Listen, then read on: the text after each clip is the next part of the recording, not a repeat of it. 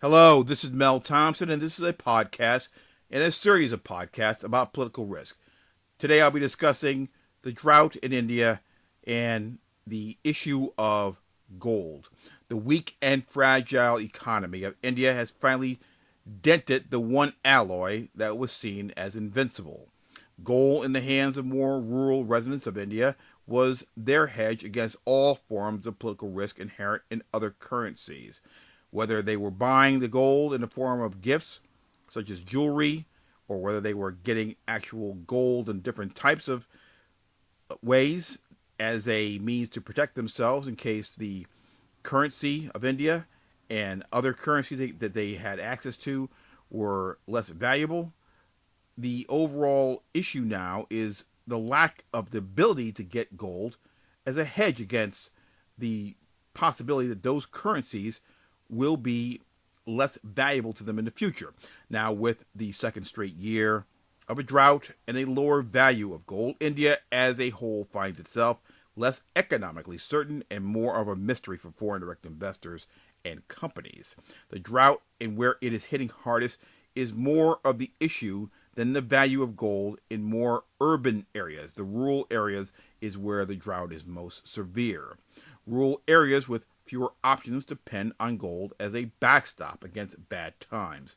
Now, even more gold that you want to have in these areas, if you are rural governments and citizens of these areas, even the more gold you would like to have is not necessarily something that the central government would like for you to have.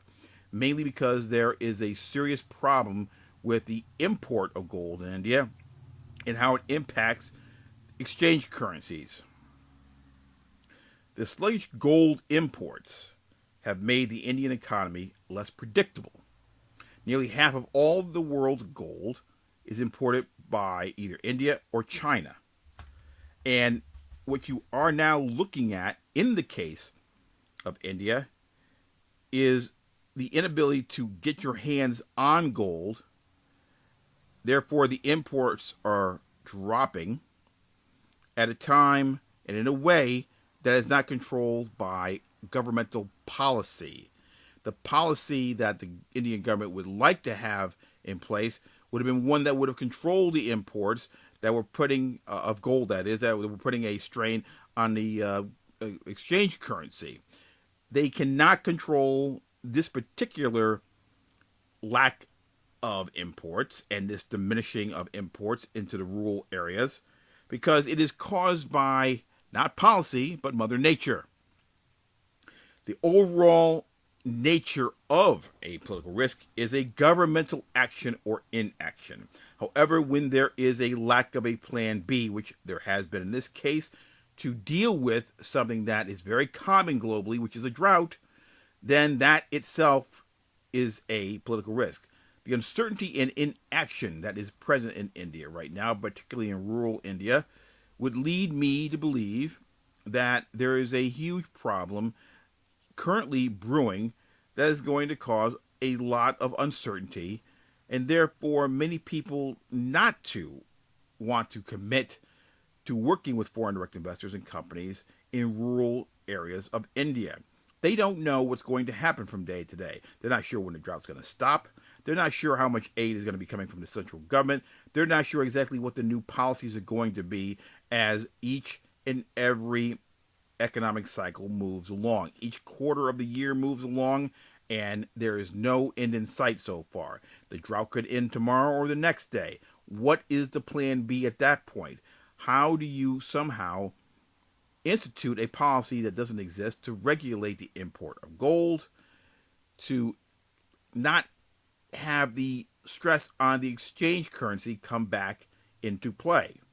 There are no answers to these questions, and therefore there's a huge political risk because the risk inherent in inaction means that you cannot plan, you cannot mitigate potential damages, and you certainly do not know how the overall economic model that you are working under is going to respond. So, the overall view of India at this time, particularly in the rural areas, is that gold, as popular as it was, is now unaffordable. Therefore, there's less of it. There's less of a savings aspect to it as a hedge against other currencies and their value. There's also a lower impact currently on exchange currencies, which is what the central government wanted. But the problem is they're not in charge of how this has occurred, and that should be of great concern to foreign direct investors and companies looking to do some type of deal or business, or those who are already there looking to expand in the rural parts of India. Do not be fooled by any possible sales job by the Indian government when it says that everything is fine, everything is going to work out, because they don't know themselves. That is their job to tell you everything is going to work out. But the reality is this: India is a fantastic place to be an investor or do business as a company. But when you start looking at each area piece by piece, they have different economic aspects to them. The drought is impacting the areas that need the most economic development, where the most opportunities exist, and there is no plan that can hedge the damage that an glut of gold coming into those areas will have upon the exchange currency if that drought ends suddenly.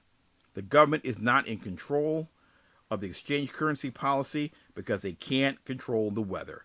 And there's no plan to slowly implement imports and change how this is done. They tried it in the past, and the only thing that controlled it was Mother Nature. That is not a good policy to lay claim to and to plan on when you're looking at the overall exchange currency policies of a country.